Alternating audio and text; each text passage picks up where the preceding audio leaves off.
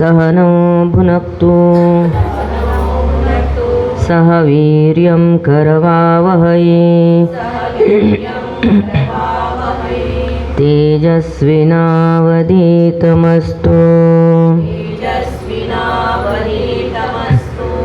मा विद्विषावहै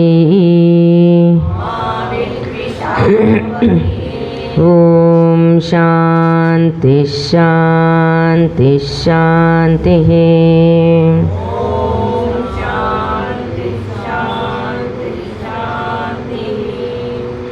ॐ आप्यायन्तु ममाङ्गानि वाक्प्राणचक्षुः श्रोत्रमथो बलमिन्द्रियाणि च सर्वाणि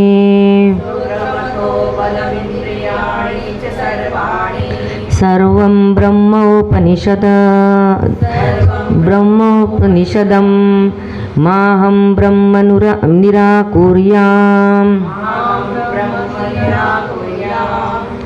मा ब्रह्म निराकरोत्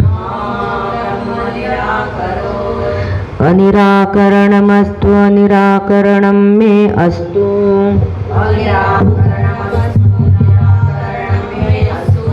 तदात्मने निरतेय उपनिषत्सु धर्माः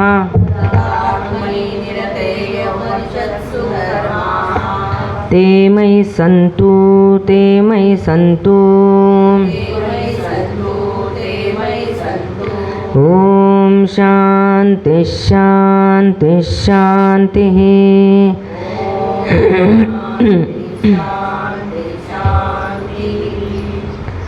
हरिओम. आपण काल बघितलं शांतिपाठ उपनिषद आणि हीच काय ब्रह्मविद्या ह्या सामवेदातल्या तौलाकार शाखेत सापडतं. त्याचं नाव केनोपनिषद पहिल्या याच्यावरून पडले आणि तसंच ह्याला तौलाकारोपनिषद पण म्हणतात, ब्रह्मोपनिषद पण म्हणतात, वेगवेगळ्या ह्याच्यात. आणि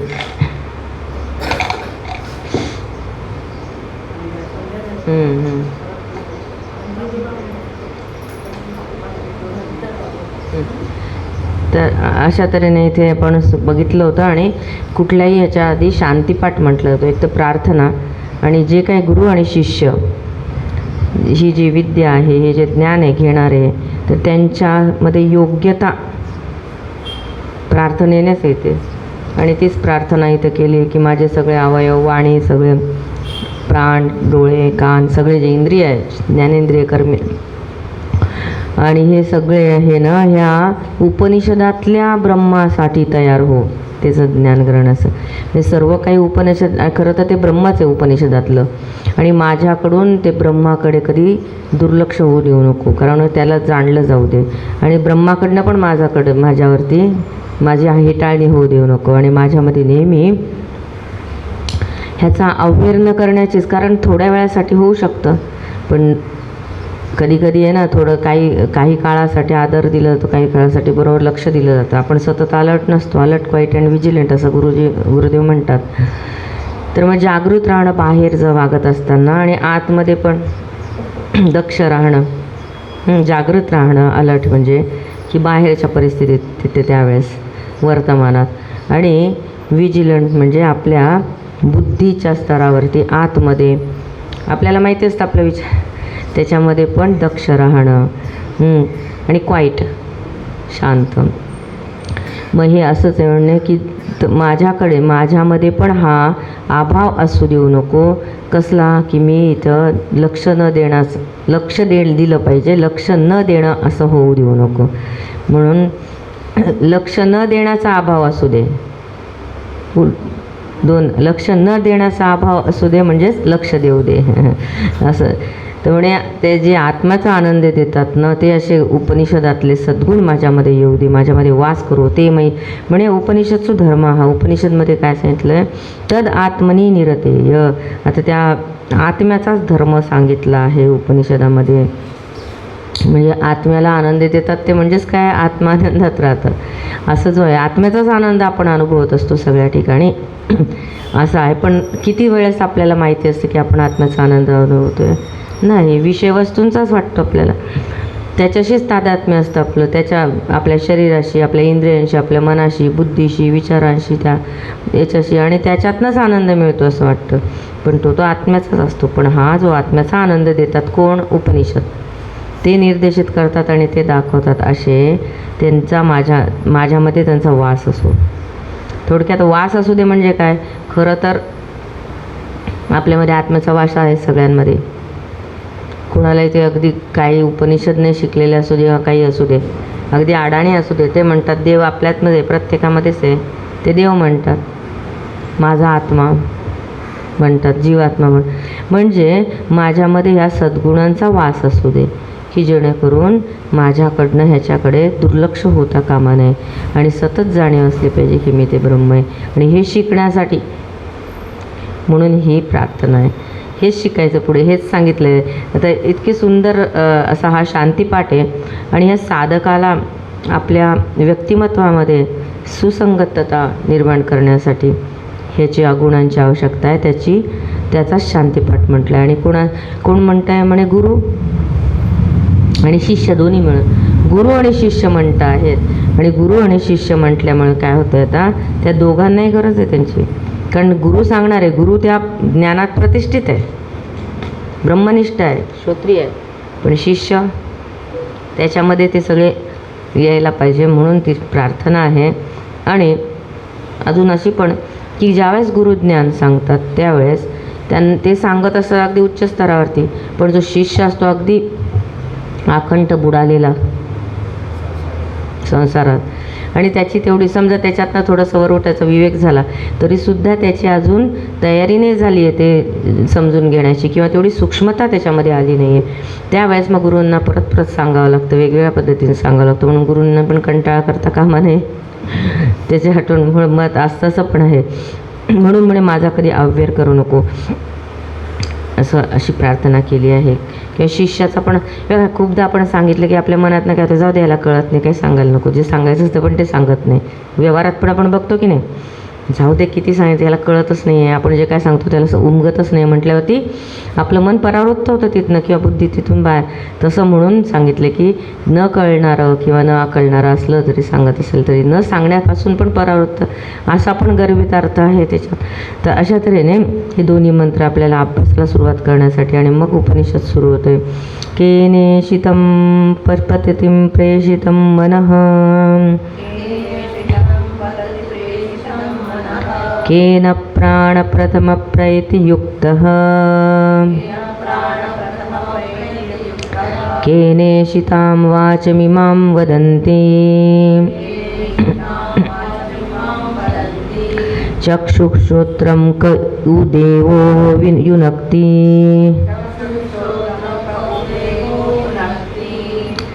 अतिशय सुंदर हा पहिला मंत्र आहे. आता बघा, साधक किंवा आपण मनुष्य सगळीकडेच व्यवहार तर करतच असतो.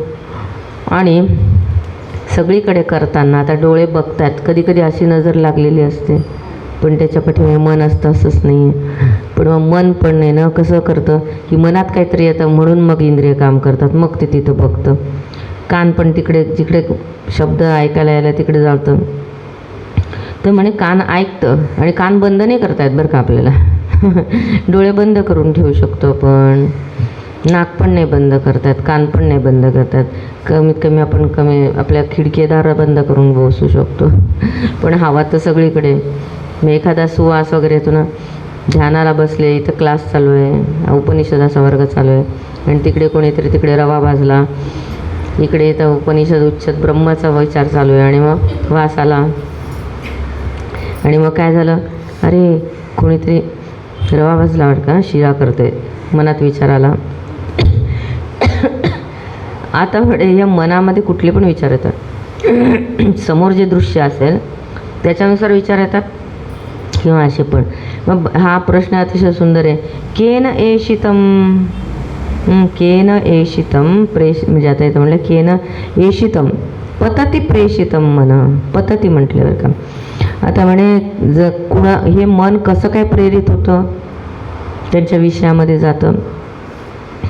आणि तिथं म्हणे की प्रेषितं मनः, आणि केन प्राणप्रदा प्रयतयुक्त.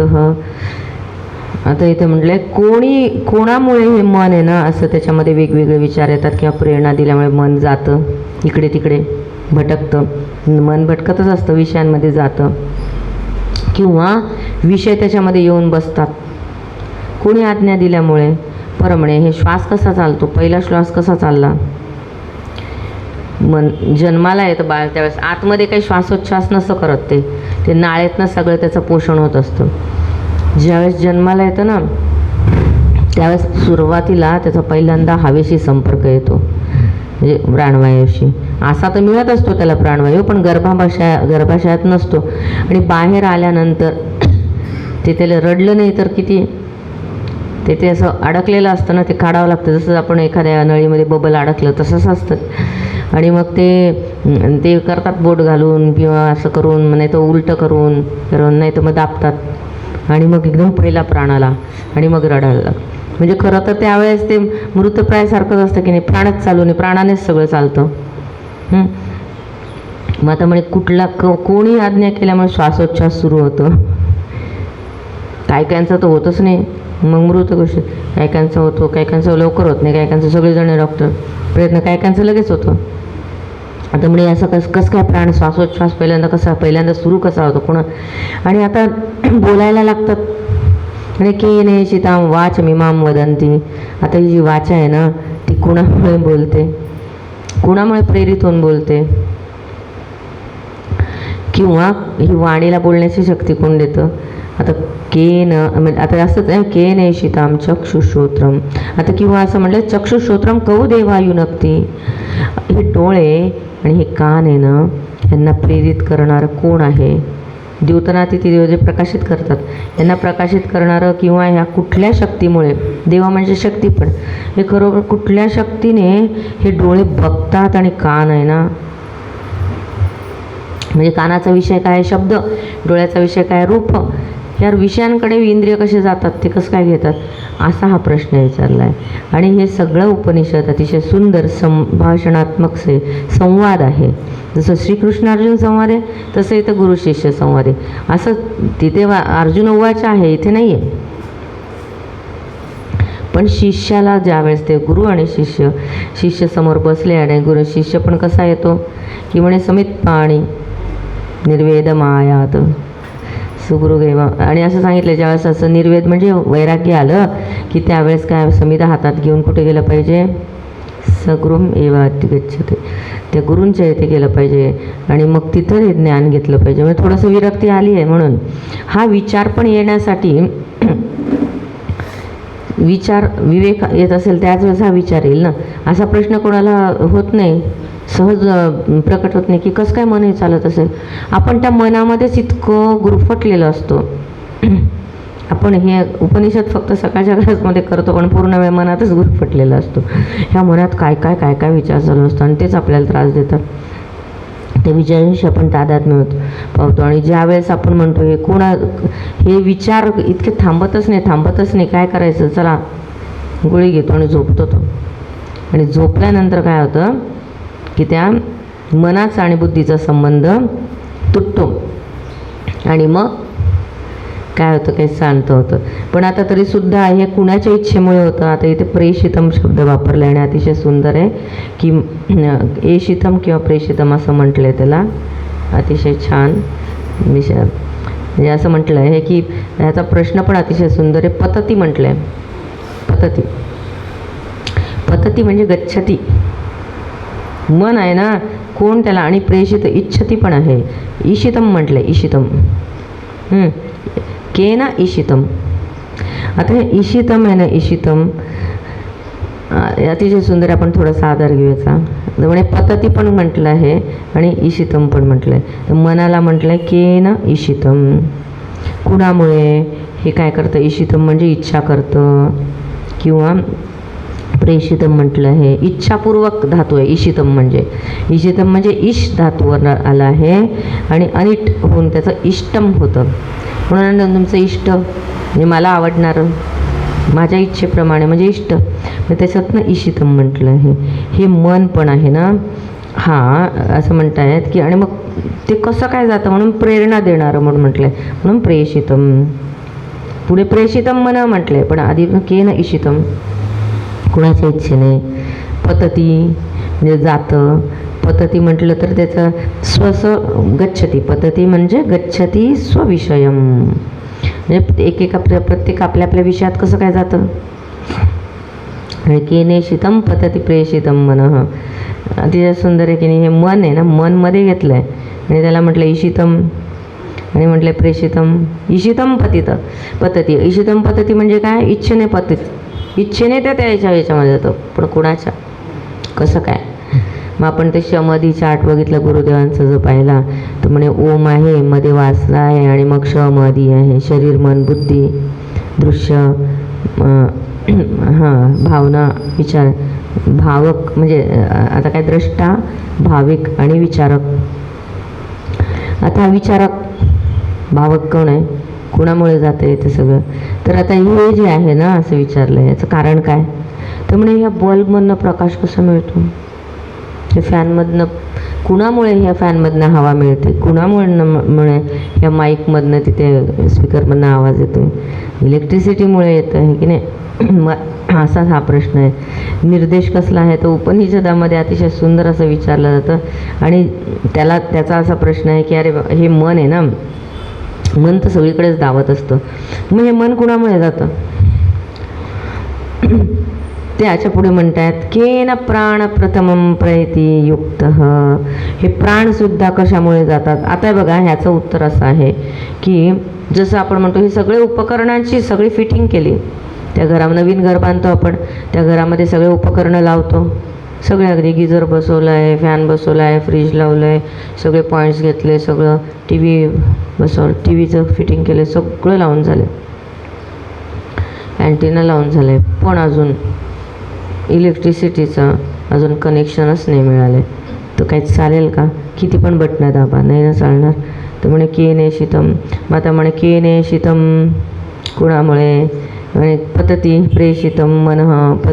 आता इथं तसंच पतती. आता इलेक्ट्रिसिटी कसं काय येते, तसंच इथं पण विचारलं आहे. खरं तर त्या चैतन्यामुळेच होतं, पण आता प्रश्न विचारताना असं विचारला कुणाच्या प्रेरणेमुळे. आणि मनसुद्धा खरं तर इच्छा कोण करतं, तर आपण म्हणू शकू मी करतो, माझ्या इच्छेने जातं. अरे पण तर माझ्या इच्छेच्या पण पलीकडे काहीतरी आहे, मला पण मी कशामुळे आहे, किंवा हे मन कसं काय चालतं. आपली इच्छा नसते काय करायची तरी मन चालूच राहतं, मग कसं काय असते का. कधी नकोसं वाटतं ते सगळं, नको आता मला, तरीसुद्धा ते विचार थांबतच नाही, नॉनस्टॉप चालू असतात, त्याचाच त्रास होतो. ते विचार करायचे थांबतच नाही. आता काय करा, झोपवावं यांना बळजबरी, है ना. मग आता हे मन कसं काय चालतं बाबा, याने ह्या विषयानं कोणाच्या इच्छेने, कोणाच्या सांगण्यावरून मन बाह्य जगातात जातं, कुणाच्यामुळे हे प्राण हे त्याच्या आज्ञेमुळे चालायला लागतात, आणि कुणाच्या इच्छेमुळे ही वाचा आहे ना बोलते. आणि कौदेव म्हटले, कौदेव. आता ज्ञानेंद्रिय सांगितले. ते ज्ञानेंद्रिय काय करतात, सतत त्यांच्या विषयांमध्ये जात असतात आणि तिथनं ज्ञान ग्रहण करत असतात. म्हणून म्हणतात की कोणत्या दैवी शक्तीमुळे खरोखर डोळ्यांना आणि कानांना काय होतं, विषयांकडे वळतात ते, अशा तऱ्हेने सांगितलं आहे. आता ही जी शक्ती आहे ना, जशी आपण बाहेर बघितलं की विजेच्या शक्तीने, विद्युत शक्तीने हे सगळे उपकरणं चालतात, तसंच आपल्या आतमध्ये त्या चैतन्य शक्तीने, आत्म्याच्या शक्तीने चालतात. त्याच्या व्यतिरिक्त दुसऱ्या कोणाच्या चालेल शकतं का, नाही. पण तरीसुद्धा आपण जर स्थूल ह्याच्याने विचार करायला गेलो तर सगळे म्हणतील नाही नाही, माझ्या इच्छेने चालतात, माझ्या वासनेने चालतात, जी का है ना. म्हणून तर समाधी चार्टमध्ये गुरुदांचे ते दाखवायचे, याच्या इच्छेने वी म्हणजे ते. मग तशा प्रकारे होतं. जसं एकाच ऑफिसमध्ये बसणारे दोन लोक एकाच टेबलवरती समोरासमोर, ज्यावेळेस ऑफिस सुटतं त्यावेळेस एकाचे पाय मंदिराकडे वळतात, त्याचं मन मंदिराकडे जातं, सत्संगात जातं, दुसऱ्याचं मन क्लबमध्ये जातं,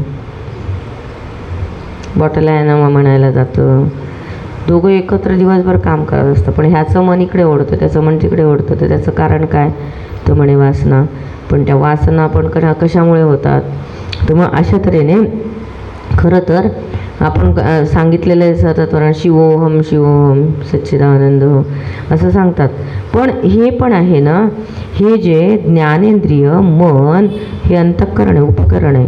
5 ज्ञानेंद्रिय 5 कर्मेंद्रिय हे पण मनामुळे सगळेजण कार्य करतात. म्हणून पद्धती म्हटले बरं का, त्यांच्या त्यांच्या विषयामध्ये मनामुळे जातात. मन नसेल तर जातं का?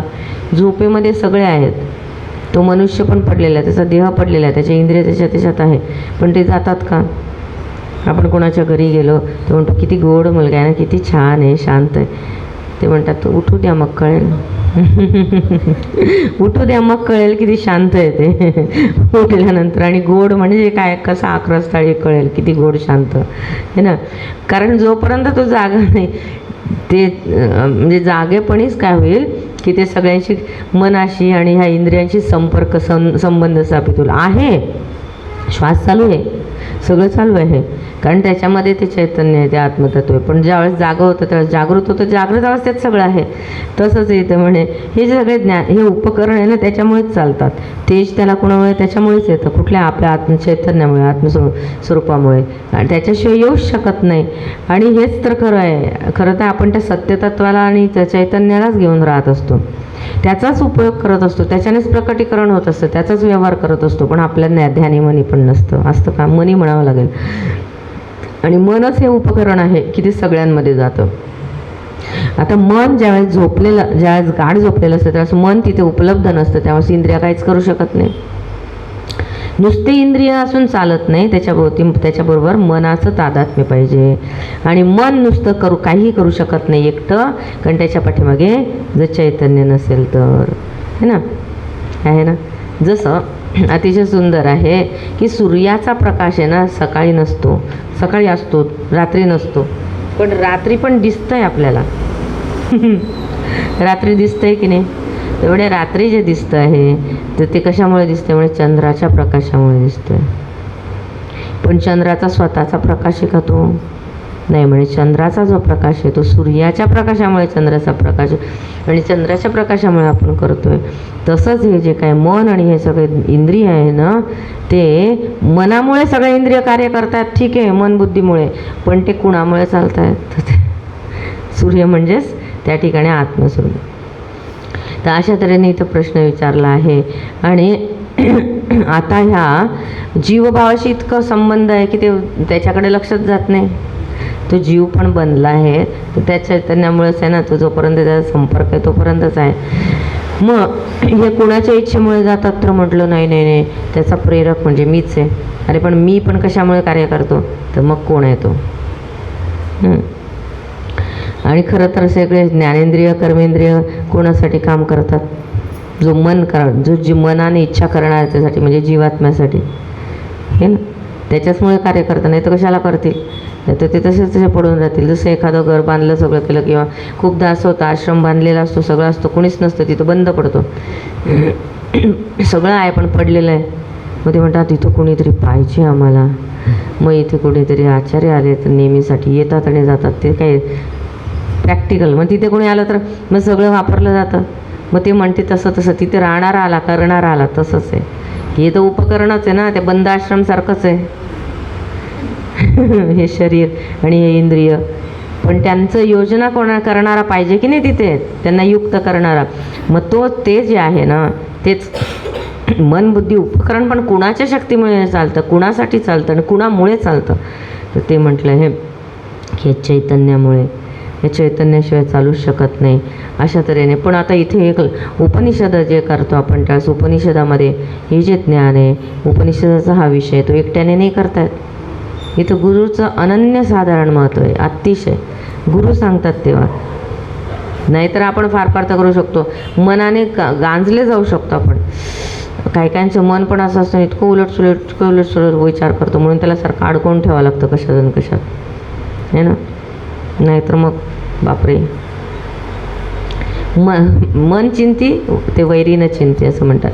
आणि मनच तर मेन आहे, मनच सगळ्यांचं म्हणजे कारण सांगितलं आहे. आता बघा अशा तऱ्हेने ही श्रुती जी आहे ना, ही श्रुती पण म्हणजे काय? श्रुती म्हणजे ऐकणं, श्रवण, श्रुती. तर ही श्रुती म्हटलेलं आहे. श्रुती म्हणजे काय? तर गुरूंनी सांगितल्यानंतरच ते समजलेलं आहे. शिष्याला. आणि अशा तऱ्हेने ही श्रुती, आणि श्रुती जर जाणून घ्यायचं असेल, श्रुतीतलाच आहे, तर त्याच्यासाठी गुरुच पाहिजे. क्षत्रिय आणि ब्रह्मनिष्ठ दोन्ही पाहिजे.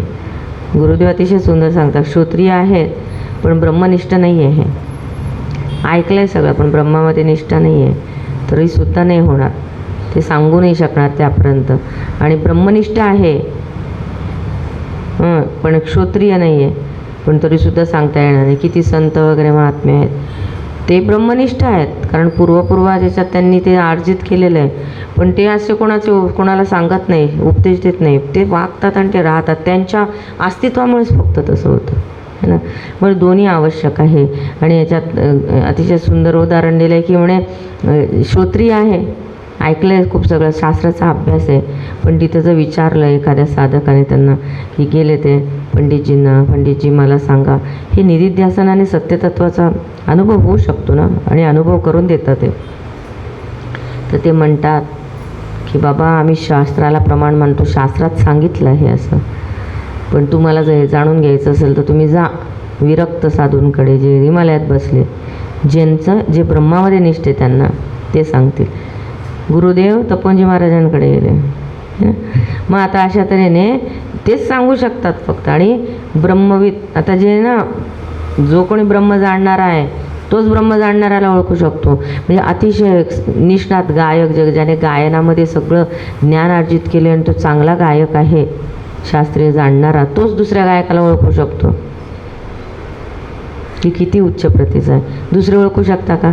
फक्त आपल्याला कानाला गोड वाटतं आणि काय, कधी कधी आपल्याला माहीत नसतं पण समजतं की आज काही नाही, बरोबर नाही झालं आणि काहीतरी चुकल्यासारखं वाटतं. काय चुकलं हे नाही, पण बाकीच्यांचे जर कान तयार झाले असेल तेवढं समजू शकतं, पण सांगणारा कोण असू शकतो तोच. तसंच इथे पण म्हणजे अशा तऱ्हेने हे ज्ञान हा एकटा नाही, असमर्थ एकटा नाही घेऊ शकत, तर गुरूंनी द्यावं लागतं. आणि म्हणूनच हा गुरूंनी इथे प्रश्न विचारला आहे. आणि हे ज्ञान घेण्यासाठी बुद्धी आणि मनाची एकाग्रता, मन बुद्धीचं ऐक्य, आणि ते म्हणे ते पण कसं त्याला म्हणतात की शुद्ध पाहिजे, अंतःकरण शुद्धी फार महत्त्वाची आहे. सूक्ष्मता कधी येते बुद्धीमध्ये? त्याच वेळेस येते, जोपर्यंत सूक्ष्मता नाही तोपर्यंत नाही. आणि रामकृष्ण परमहंस आहे ना, ते तर कालीमातेचे उपासक होते, पूर्णतः साक्ष, म्हणजे त्यांचा ते तिच्याशी एकरूप होऊन जायचे, ते जातच नव्हते, पण तरीसुद्धा ते गुरु तिने सांगितलं, अरे तू ते घे ज्ञान, ऐकलं पाहिजे उपदेश, नाहीच म्हणायचे, तू आहे ना मिळाले. मग ते जातच नव्हते, किती वेळेस सांगून कालीने आदेश करून. म्हणून मग त्यांनी काय केलं की स्वतः गुरूंनाच तिथे आणलं, आणि ते सगुण आणि साकारातच राहायचे, निर्गुणाचं जातच नव्हते. सगुण साकार ते ध्यान त्यांच्या गुरूंनी बसवलं, तोतापुरी जे आले त्यांनी बसवलं, बस. आणि असं काही जसं काही बोट तिथे त्यात बृहमध्यमा लावलं की ते समाधीतच गेले कितीतरी दिवस, है ना. असं आपण त्यांच्या चरित्रात ऐकतो.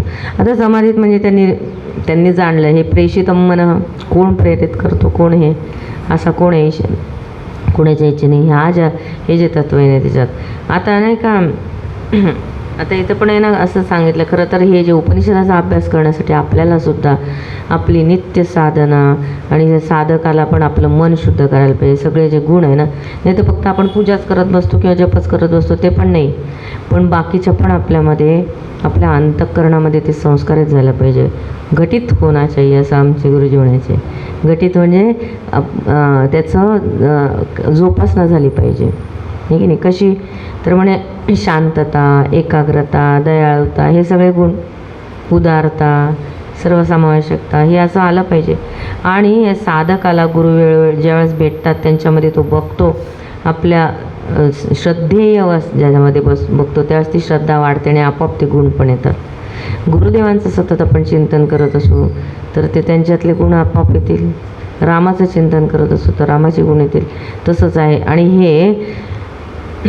ह्याचा विचार असा सूक्ष्म आहे, म्हणजे कशामुळे बाहेर जातं, विषय ग्रहण करणं कशामुळे करतं, हे जे इंद्रिय आहे पण ते कोणामुळे प्रेरित होतात, कोण देवता आहे, कोण शक्ती देतं.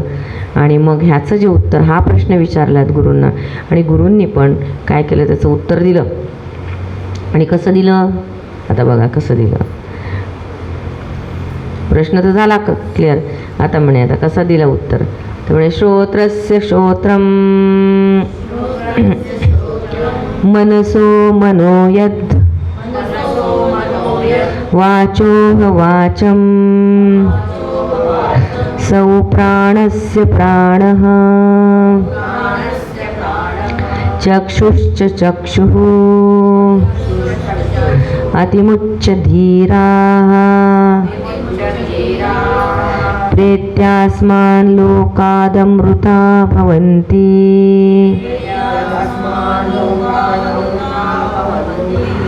श्रोत्रस्य श्रोत्रं मनसो मनो यत् वाचोह वाचं सौ प्राणस्य प्राणः चक्षुषश्चक्षुः अतिमुञ्जधीरा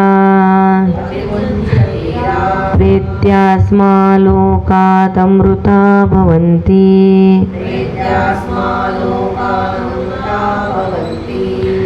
प्रेत्य म्हणजे आता उत्तर देताना काही सरळ नाही दिलंय त्यांनी, थोडंसं म्हणे कुणामुळे कोण प्रेरित करतं, कुणाच्या इच्छेने का म्हणे कऊ देव युनक्ती, कोणाला श्रोत्र आणि चक्षुंना, प्राणा म्हणजे कानांना आणि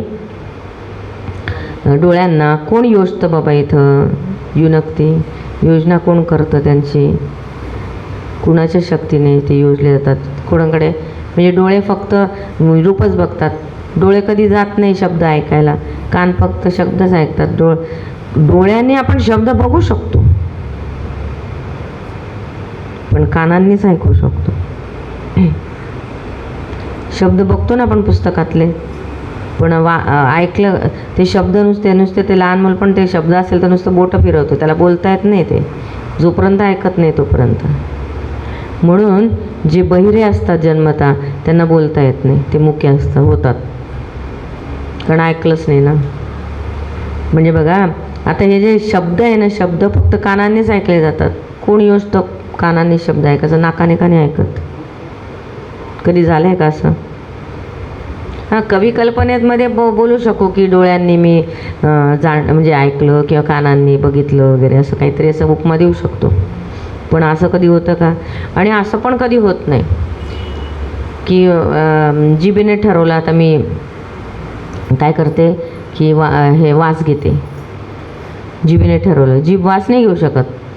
आणि नाकाने ठरवलं मी चव घेतो, नाकाने चव घ्यायचं म्हटलं तर वरती त्याने आपण जलनेती किंवा ते हे करतो त्यावेळेस किती हे होतं नाही का. नस्य करतो त्यावेळेस हे इकडनं पाणी टाकायचं, इकडनं करतो ना योगाचे, योगावाले निघून गेले ते जलनेती आणि नस्य वगैरे. नस्य पण करतात तर त्यावेळेस नाकात टाकतात, पण जलनेती करताना इकडून टाकून इकडं, इकडून तिकडून करतात ना. मग ते पण असं होऊ शकत नाही. चव आहे नाकाला कळत नाही खारट आहे की त्याच्यात पाणी टाकलेलं असतं, ते जड व्हावं आणि ते निघून जावं, म्हणजे पटकन पडावं ते तिकडनं. साधं पाणी समजा निघून जाईल तर बघा, पण नाकाला कळतं का ते खारट आहे? कुठे कळतं? जिभेलाच कळतं. आता हे बघा, हे सगळे इंद्रिय ना, कौ देव हे युनक्ती, हे कोण योजतं? तर त्यामुळे कोण योजतं तर खरं ते त्या चैतन्यच आहे त्याच्या पाठीमागे, जसं इलेक्ट्रिसिटीच आहे या सगळ्या उपकरणांच्या पाठीमागे. कोण योजतं? ह्याला प्रकाश द्यायला पाहिजे. ते उपकरण प्रकाश देणार आहे, त्याच्यातलं फिलामेंट, आता त्याच्यातले LED रचना, आजकाल LED असतात मग म्हणजे तर ते जे आहे ना ते कोण करतं, तर ह्याचं उत्तर देताना अतिशय सुंदर प्रकारे उत्तर दिलेलं आहे की म्हणे ते कोण आहे एकदम नाही सांगितलं, एकदमच सांगितलं, हळूहळू सांगितलं. कसं सांगितलं? श्रोत्रस्य श्रोत्रं मनसो मनो यद वाचोह वाचं सौ प्राणस्य प्राणः चक्षुश्च चक्षुः. आता म्हणे श्रोत्रस्य श्रोत्र, जो कानाचा कान आहे, मनाचं मन आहे, वाणीची वाणी आहे, प्राणाचा प्राण आहे, तसंच डोळ्याचा डोळा आहे. आणि मग म्हणे अतिमुच्च धीराः प्रेत्य अस्मान लोकात अमृता भवन्ति. म्हणे जे कोणी धीर म्हणजे आता इथे धीर म्हणजे ज्ञानी, जे ज्ञानी लोक आहे ना ते त्याच्यामुळे अमृता भवन्ति, अमृतत्वाला प्राप्त होतात. कशामुळे? तर म्हणे हे जाणल्यामुळे. कुठलं जो कानाचा कान आहे, मनाचं मन आहे, प्राणाचा प्राण आहे, डोळ्याचा डोळा आहे, कान आणि म्हणे अशा तऱ्हेने जो आहे तो ते असं जे जाणतात धीर अस्मात लोकात प्रेत्य, म्हणजे त्यांच्यातली असं जाणतो जो तो धीर म्हटले ज्ञानी. म्हणजेच काय, आता आपण कसं बघतो, हा माझा डोळा आहे, माझा कान आहे, मी ऐकतो, मी बोलतो, ही माझी वाणी आहे, मी बघतो. आता इथे जे आहे ना, मी आहे की नाही सगळीकडे, सगळ्यांशी हम जोडलेला आहे. मग ती वृत्ती हम सगळ्यांकडे आहे. आता रूप बघितलं, हे काय बरं, हा कसला फोटो, ते हा समर्थ रामदासांचा फोटो आहे बरं का. कधी कधी तसा असतो पण त्यांचा नसतो. मग आता हे डोळ्यांनी बघितलं रूप, मग ते रूपाचा निर्णय करताना त्याच्या मनाने पण पाहिलं, ते बुद्धीने पण विचार केला, ते चित्तामध्ये पण काय होतं त्याच्यानुसार त्याने तपासलं आणि मग निर्णय घेतला बुद्धीने, असं आहे. हे सगळ्यांचं कार्य झालं की नाही ह्याच्या पाठीमागे एवढं. पण हे ना कोणाच्या ज्ञानाप्रमाणे झालं, माझ्याकडे जेवढा डेटा आहे ना तेवढंच होईल, त्याच्या पलीकडचं नाही होणार, जेवढा याच्यात भरलेला आहे. जसं त्या मोबाईलमध्ये किती तुम्ही स्टोअर करून ठेवलं तेवढंच ऐकता येईल. आजकाल इंटरनेट असेल तर मग तिथनं जेवढे काही यूट्यूबवरती ते पण अपलोड केले किंवा तिच्यामध्ये अवेलेबल आहे तेवढंच करता येईल, बाकीचे नाही तर सर्च मारलं तुम्ही मिळत पण नाही. तिथे जेवढं आहे तेवढंच करता येईल. पण मग त्यालासुद्धा पण नेट लागेल, नेटवर्क लागेल, इंटरनेटची फॅसिलिटी तरच करता येईल. इंटरनेट नसेल तर कशाला करता येईल. तसंच इथे म्हणे अशा तऱ्हेने मी असं.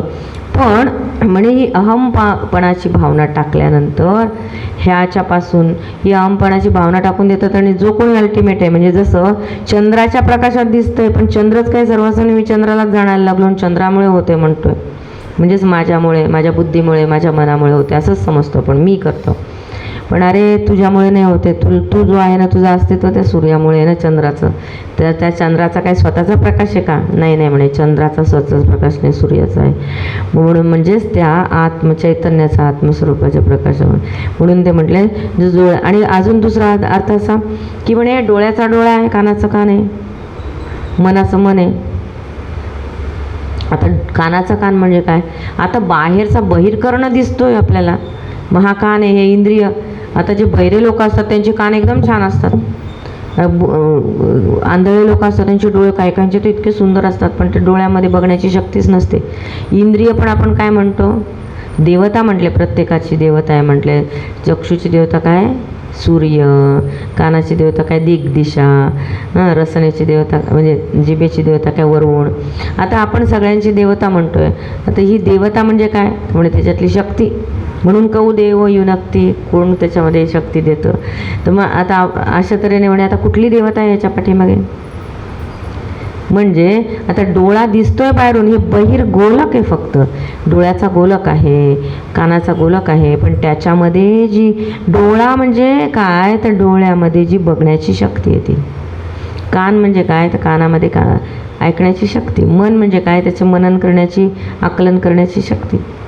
वाचा म्हणजे काय, तर म्हणे जीभ नुसती हलवली तर वाचा नाही येत, त्याच्यामध्ये वाणीमध्ये ती बोलण्याची शक्ती, सगळे शब्द वगैरे त्याच्यामध्ये. आता अशा तऱ्हेने प्राण म्हणजे काय, ते प्राणन करण्याची शक्ती. आता हे जे आहे ना, हे जे जाणतं, आता ही शक्ती आहे. म्हणजे म्हणे फॅन म्हणजे काय, तो जो फिरतोय हवा देतो तो फॅन आहे.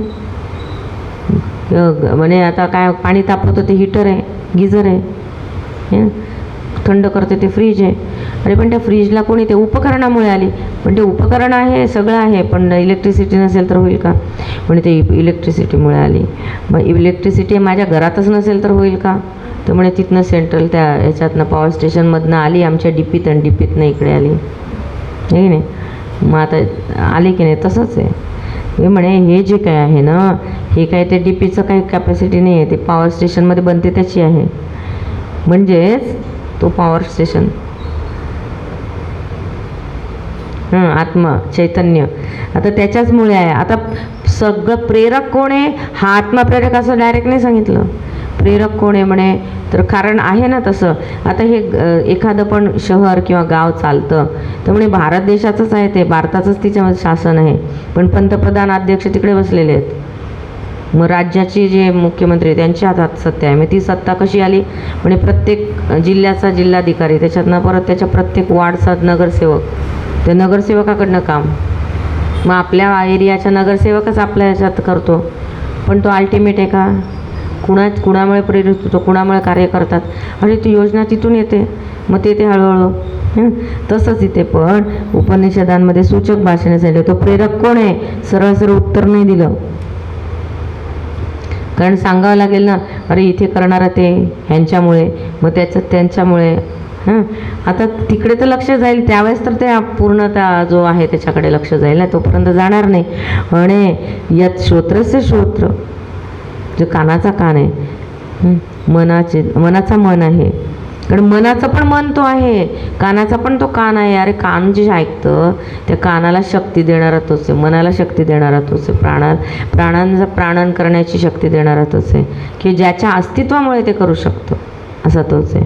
आणि अशा तऱ्हेने हे जे कोणी जाणतात, त्याला अशा तऱ्हेने जे कोणी जाणतात आणि त्यांच्यातली त्यांनी मी त्याच्याशी दादत मी ह्या भावना टाकून दिली आहे, ते ह्या विषय जगतापासून काय होतात, म्हणजे प्रेत्य अस्मान लोकात लोक म्हणजे अनुभवाचं क्षेत्र आपलं जे आहे ते, तर प्रेत्य म्हणजे टाकून देतात, ते सोडून. अतिमुच्च म्हटले त्याला, सोडून. मुच्च म्हणजे सोडणं, मुच्च है ना, मुच्च. तर म्हणे अशा तऱ्हेने अतिमुच्च धीरा, असे धीर त्याचा सोडून देतात. आणि प्रेत्य अस्मान लोकात अमृता भवन्ति, ह्या ज्या प्रेत्य म्हणजे हे मरणशील हे जे काही लोक आहे त्याला काय करतात, सोडून टाकून देतात, त्याच्यापासून उन्नत होतं, त्याच्यावरती वर उठतात आणि मग अमृतत्वाला प्राप्त होतात असं सांगितलं. म्हणजेच काय त्याच्यात काय होतं हे सांगितलं, कोण हे सांगितलं. केने शीतम, कोणाच्या इच्छेने, त्याच्या इच्छेने. आपण म्हणतो ना, हो ना सगळं तर त्याच्याच इच्छेने चालतं, नाही. पण आपण स्वतःमध्ये वागताना मात्र आपल्या इच्छेने वागायला वागतो.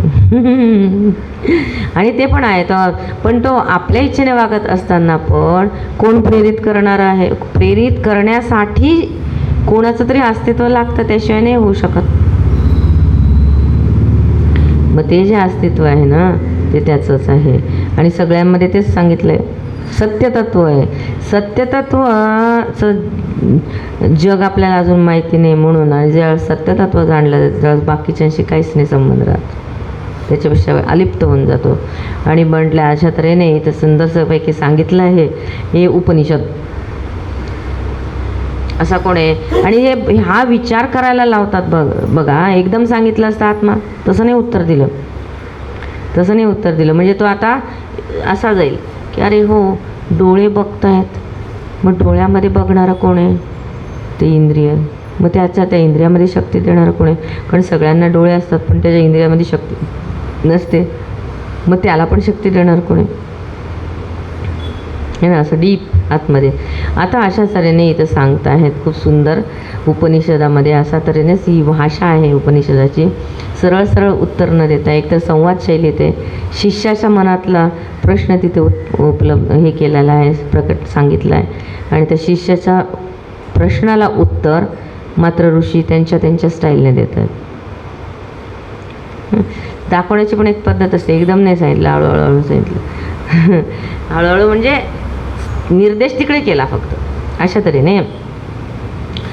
खरं तर एकाचंच सगळीकडे अस्तित्व आहे.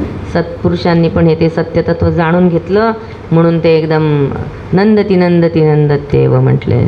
आनंदात राहतो आपण, तिथेच तिथं दुःखात माझ्यासारखा दुःखी कोणी नाही असं राहतो आपण. सत्य बघा, ह्या उपनिषदांचा अभ्यास करतो, सत्यतत्वाचा अभ्यास करतो, पण अजूनही ती जी आपलं विपरीत भावना जात नाही काय, लगेच त्याच्यात येतो.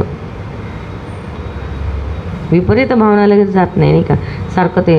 म्हणून मला इथे सुंदर सांगितलं, ते चैतन्य स्वरूपापर्यंत पोचू शकतो हे सांगून पण दिलं आहे. म्हणून ते शेवटच्या पदामध्ये, शेवटच्या ह्याच्यात सांगितलं की धीर जो आहे तो अतिमच्च धीरा आणि अमृता भवन्ति. म्हणजे काय ध्येय आहे आपलं ते पण सांगून दिलं. ते जाणलं तर असं होईल नाही, आणि नाहीतर सहज कशाला जाणलं पाहिजे, काय गरज आहे? काय काय जणांना विचार करायचे आणि असे काय गोष्ट आली की ते पळून जातात. नको नको नको. अरे कधी ना कधी तर करावंच लागणार आहे, आता नाही करणार.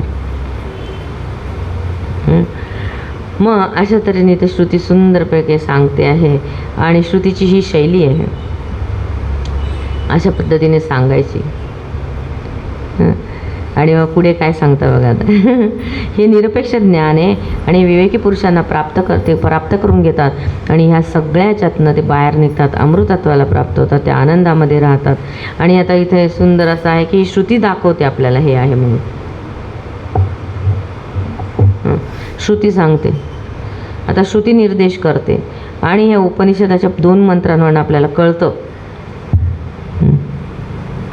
तर त्यांनी सगळे सांगितले इंद्रिय. आधी विचारलं की यांना कोण शक्ती देतं आणि कोणाच्या इच्छेने होतं आणि कोणाच्या इच्छेमुळे ते योजलं जातं.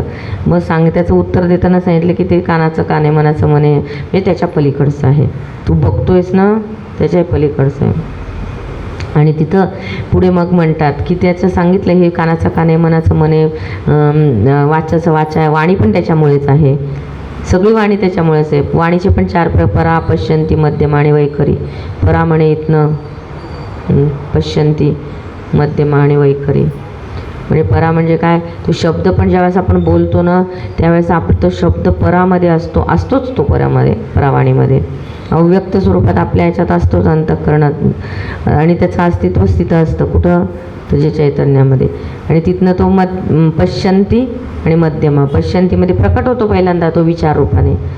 मध्यमा ते मग विचाराला एक विचार त्याच्यामध्ये आपण विचाराधीन होतो, विचार प्रकट होतो. आधी अस्तित्व होतं त्या विचाराचं, ते प्रकट होतो विचार आणि तो विचार नंतर बोलला जातो किंवा ते शब्द प्रकट होतो मध्यमा आणि मग बोलला जातो. ही वाणी आहे की नाही? मग आता ही वाणी आहे ना, ह्या वाणीला तो वाणीचं पण वाणी आहे. मग कशा तऱ्हेने इथं ते सुंदर पद्धतीने पुढच्या मंत्रामध्ये सांगत आहेत. न तत्र चक्षुर्गच्छति न वाक् गच्छति नो मनः न विद्यो न विद्मः न विजानीमः अथ एतद् अनुशिष्यात् अन्नदेव तद्विदितात् अथो अविदितात् अधि इति सुषुमा पूर्वेषाम् येन तद्वाचचक्षिरे न तत्र चक्षुर्गच्छति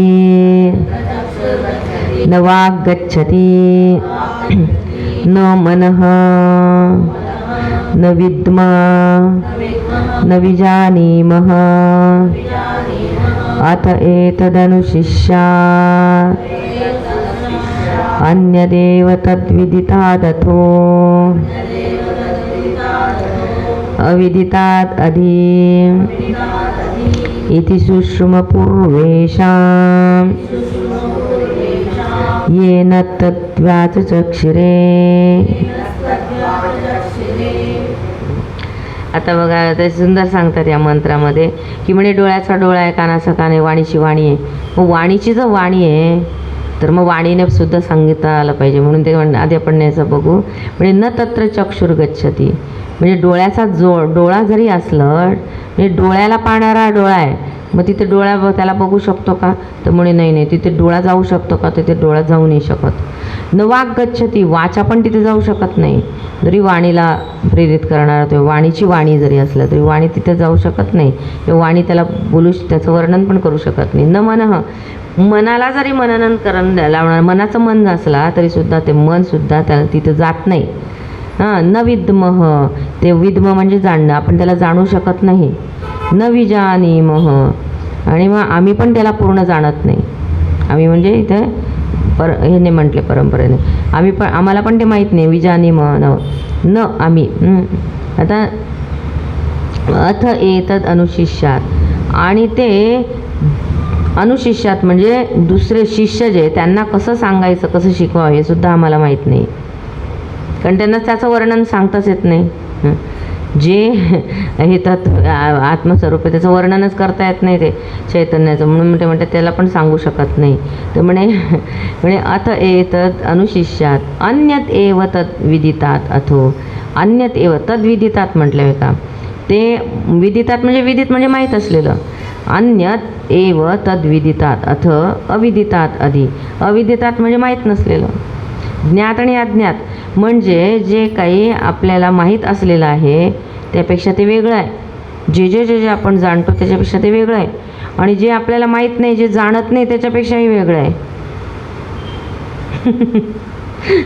म्हणजे बघा जाईल. आणि परत म्हणे इति सुश्रुम पूर्वेशाम. आता आम्ही हे ऐकलं आहे कोणाकडनं?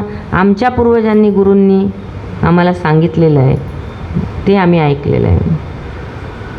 ये ना तत् व्याचचक्षिरे, जे त्यांनी आम्हाला शिकवलं तेच आम्ही काय करतो आहे, ते जे आम्ही ते पूर्वी ऐकलेलं आहे ते आम्ही सांगतो आहे, ते आम्ही सांगितलं, दुसरं काय नाही. आम्हीच ऐकलं आहे पूर्वपर. आणि त्यांनी आमच्या गुरूंना त्यांच्या गुरूंनी सांगितलं, त्यांच्या गुरूंना त्यांच्या गुरूंनी सांगितलं.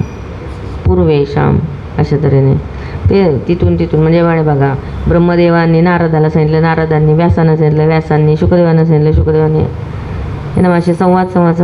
मग म्हणजे शौनकादी ऋषींनी सूतांना विचारलं, सूतांनी त्यांना सांगितलं. आपण त्या पुराणामध्ये पण बघतो. इति सुश्रुम पूर्वेशाम, जसं पूर्वापार झालं त्याला आम्ही ऐकत आलो आहे. आणि जे आम्ही ऐकलं ते सांगतो, आम्ही बघितलेलं नाही सांगत. नाही तर काय सांगता, हो इथं पुरा आम्ही ऐकलं आहे, आम्ही वाचलं आहे. पण तसं नाही, आम्ही ऐकलं आहे. आणि म्हणे डोळ्याचा डोळा आहे तो, चक्षुषा चक्षु, पण डोळा तिथं जाऊ शकत नाही. कानाचा कान आहे पण कान तिथे जाऊ शकत नाही. वाणीची वाणी आहे पण वाणी तिथे जाऊ शकत नाही. म्हणजेच वाणीने त्याला पूर्ण वर्णन करता येत नाही. काय नमस्कार. डोळा तिथं जात नाही, वाणीचं ना वाणी जाते ना मन जातं, किंवा म्हणजे मनाने, वाणीने आणि डोळ्यांनी ते काही जाणू शकत नाही. एवढंच काय, तर ते दुसऱ्याला शिकवावं कसं हे सुद्धा आम्हाला माहीत नाही आहे. आम्ही जाणत नाही पूर्णपणे, आम्हाला माहीत नाही. आम्हाला जे जे माहिती आहे ते ज्ञान त्यापेक्षा हे निराळं आहे. आणि आम्हाला जे जे माहीत नाही त्या अज्ञानाहूनही हे अगदी वेगळंच आहे. आणि ज्यांनी आम्हाला हे शिकवलं त्या पूर्वजांनी पण ते ऐकलं आहे असं आम्हाला सांगितलं. त्या पूर्वजांनी आम्हाला शिकवलं, ज्यांनी आम्हाला शिकवलं ते पण म्हणतात की आम्ही ऐकलं आहे, म्हणजे त्यांनासुद्धा माहीत नाही. त्याचा फक्त निर्देश केला जाऊ शकतो, नाही का. मग आता इथे इतकं सुंदर प्रकारे सांगितलं आहे. म्हणजे आता बघा, ज्ञात आणि अज्ञात. आपलं जे ज्ञान आहे ना, थोडक्यात सांगितलं, इंद्रियजन्य ज्ञान जे आहे, आपण ज्ञेय वस्तू आपल्या समोर आहे. आणि ज्ञाता मी आणि माझं ज्ञान, म्हणजे हे काय आहे, तर म्हणजे हा माईक आहे. हे ज्ञेय झालं. जाणणारं कोण आहे, तर मी ज्ञाता झालं. आणि माझं ज्ञान काय झालं, हा माईक आहे. आता इथं त्रिपुटी आली की नाही, 3 जण आले, ज्ञेय, ज्ञाता आणि ज्ञान. आता इथे हे जे आम्हाला ज्ञात जे आहे ना त्यापेक्षा वेगळं आहे. ते आपण काय जाणू शकतो की ज्ञानेंद्रियांनी जे ग्रहण केलेलं आहे, मग ज्ञानेंद्रियांनी ग्रहण केलेलं मन आणि बुद्धी जाणतं. बुद्धी पण आकलन करते, बुद्धीचं पण आकलन केलेलं. प्रत्येकाला माहिती आहे की मला काय माहिती आणि काय माहीत नाही. भलेही एखाद्याने म्हटलं अरे हो तुम्हाला खूप सगळं आहे माहिती, पण आपल्याला आतमध्ये माहिती आहे ना की मला सगळं माहीत नाही. आणि मला हे पण माहिती आहे, कोणाला विचारलं हो तुम्हाला क्वांटम फिजिक्स माहिती आहे का, नाही माहिती आहे. हां तुम्हाला हे उपनिषद माहिती आहे का, हो माहिती आहे ना. म्हणजे मला काय ज्ञान आहे आणि मला काय अज्ञान आहे मी जाणते. मग ज्ञात आणि अज्ञात त्याला मी जाणतं. म्हणून इथं काय म्हटलं आहे, त्याच्यापेक्षा मी जे जाणतो ज्ञात आणि मला जे अज्ञात त्याच्यापेक्षाही वेगळं आहे. कारण त्याच्यासारखं पण वाद जाणू शकत नाही. मला अनुभव आहे मला न जाणण्याचा. मला काय, माझं अज्ञान काय माझं ज्ञान काय याचा मला अनुभव आहे. मी त्याचा अनुभव घेऊ शकते, मी जाणू शकते, पण त्याला नाही जाणू शकत. आत्म्याचा अनुभव नसतो. आत्मानुभव म्हटलंय त्यांनी, पण ते तिच्यात त्याने द्रष्टादृश्य किती छान म्हटलंय. कोण कोणाला जाणणार आहे, तिथं राहिलाच नाही दृश्य आणि द्रष्टा भेद, तर काय होणार. आपण म्हणजे तसंच त्या प्रकारे इथे म्हणे. आता इथे आहे ना हे बुद्धीने जाणण्यासारखं नाही आहे, हेच सांगतायत. तो द्रष्टाच आहे. डोळा ज्याला बघतो, डोळ्याचा डोळा म्हणजे डोळ्याचा द्रष्टा, वाणीचे वाणी म्हणजे वाणीचा द्रष्टा, कानाचा कान म्हणजे कानाचा द्रष्टा. दोन्ही पद्धतीने होतं. कानाचा कान म्हणजे कानातलं इंद्रिय, त्याला शक्ती देणारं ऐकण्याचं. डोळ्याचा डोळा म्हणजे डोळ्याचं इंद्रिय, त्याचं शक्ती देणारा, पण त्याचा द्रष्टा पण तोच आहे. मग हे जे आहे ना, हा द्रष्टा जो आहे ना, डोळा कधी बडाई मारतो का? नाही. मी असं बघितलं. अरे किती दृश्य बघतो आतापर्यंत आपण, पण डोळ्याला कधी त्याचा अभिमान होतो का, मी हे बघितलंय. कान इतकं ऐकतं, तर कानाला कधी अभिमान झाला की मी असं ऐकलंय, मी असं ऐकलं, मी त्याचं ऐकलं नाही. होतच नाही त्याला अभिमान. तो जो मध्ये बसलेला आहे ना, त्यालाच होतो. त्याच्याशी तादात्म्य करून मग मी एवढं ऐकलं, मी एवढा अभ्यास केला, मी एवढापासून करतो, मी असं करतो, माझा एवढा अभ्यास केला. माझं कौतुक स्वामीजी पण करतात. चालेल, पण ते ज्ञान आहे माझं, पण त्याच्यापेक्षा वेगळं आहे. ते अंतर्दृष्टी सांगायला सांगितली सुप्त. आता हे बघा, बाह्य याच्याकडनं कसं आतमध्ये नेत आहेत ऋषी. विचार करायची पद्धती आणि उत्तर देण्याची पण पद्धती किती सुंदर आहे. बहिर्मुखच आहे, बहिर्मुखतेनेच प्रश्न विचारलाय. मन कसं काय जातं, हे त्याच्या विषयामध्ये कसं जातं, कुणाच्या इच्छेने जातं. प्राण कसे प्राणन करतात, डोळे कसे, हे डोळे आणि कान सगळेजण तत्पर असतात काम सेवा करायला. आपल्याला आपली सेवा केली ते आपल्यासमोर हात जोडून तत्पर असतात. तुम्ही मग तो जीवात्मा त्याने याने ऑर्डर दिली मनाने की लगेच जातात. मग आता बघा, मनाला बाहेर जाण्यासाठी कोण प्रवृत्त करतो, ह्याचं उत्तर डायरेक्ट न सांगता आता कसं सुंदर सांगितलं. मग आपण देताना कसं करू की मी कोण आहे, त्यामुळे मी अमुक अमुक आहे, माझं नाव अमुक अमुक आहे, मी संन्यासी आहे, मी ब्रह्मचारिणी आहे, माझं नाव आहे असं आहे, मी असंच सांगतो की नाही आपण.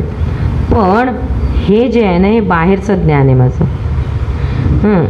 मग हे सगळे ज्या वस्तू आहे आपण बाहेरचं ज्ञान घेण्याला, त्याच्यामध्येचे ज्ञान म्हणजे मी नसतं. ज्ञान म्हणजे मी नाही आहे, माझ्यापेक्षा वेगळं आहे. ज्ञेय पण मी नाही आहे, माझ्यापेक्षा वेगळं आहे. पण इथे तसं नाही आहे. जे जाणण्याचं आहे ते मीच आहे, आणि जे जाणले ते पण मीच आहे. म्हणून ब्रह्मविद ब्रह्मभवती म्हणतात की नाही.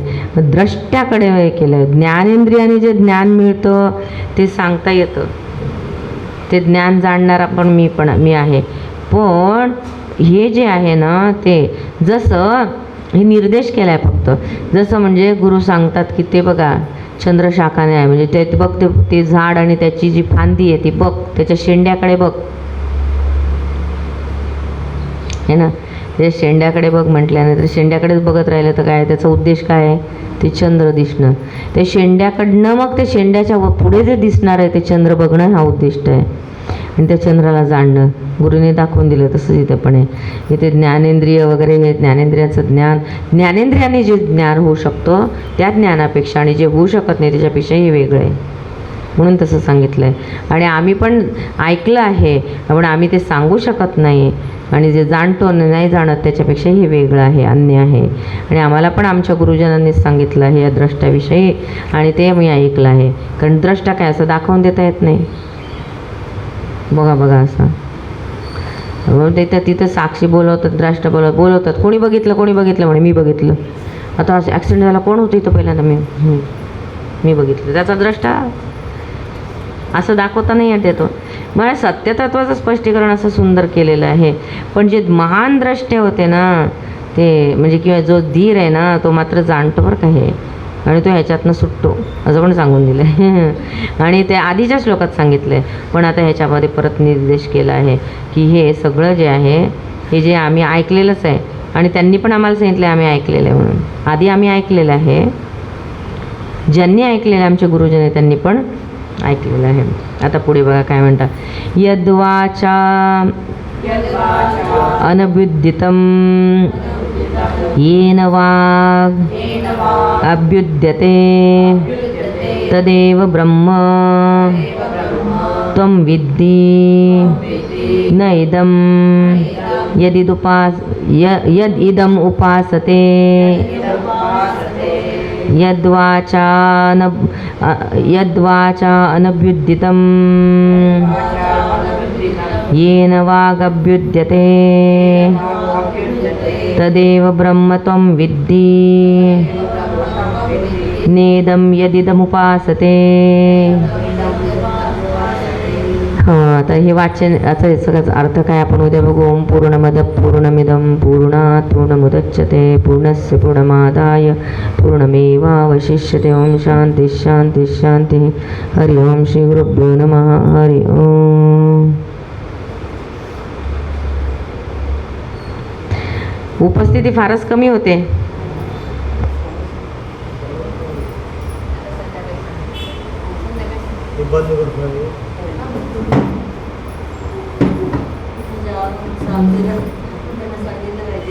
जो जागृत है सो पावन है.